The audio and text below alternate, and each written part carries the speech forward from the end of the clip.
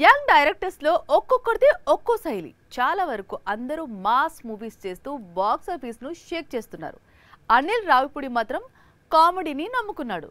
Venky Atluri serious stories తో thrill చేస్తున్నాడు. అలాగే శ్రీకాంత్ వైలెంట్ మూవీస్ కు క్యారెక్టర్స్ గా మారాడు.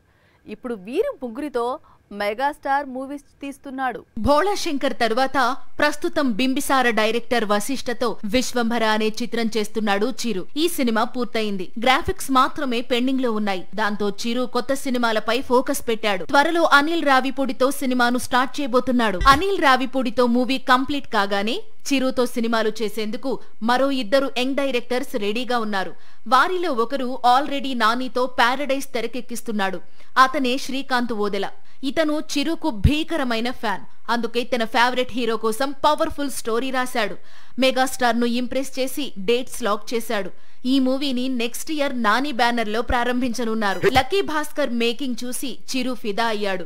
అందుకే వెంకీ అట్లూరితో సినిమా చేసేందుకు ఆసక్తిగా ఉన్నాడు. ప్రస్తుతం సూర్యతో సినిమాను తెరకెక్కించేందుకు సిద్ధమవుతున్నాడు వెంకీ. ఈ సినిమా తర్వాత చిరుతో చిత్రం ఉంటుందని ఇండస్ట్రీ వర్గాలు చెబుతున్నాయి. స్టార్ డైరెక్టర్స్ అందరూ పాన్ ఇండియా ప్రాజెక్ట్స్ తో బిజీ కావడంతో చిరు ఇప్పుడు యంగ్ డైరెక్టర్స్ కు డేట్స్ ఇస్తూ దూసుకుపోతున్నాడు.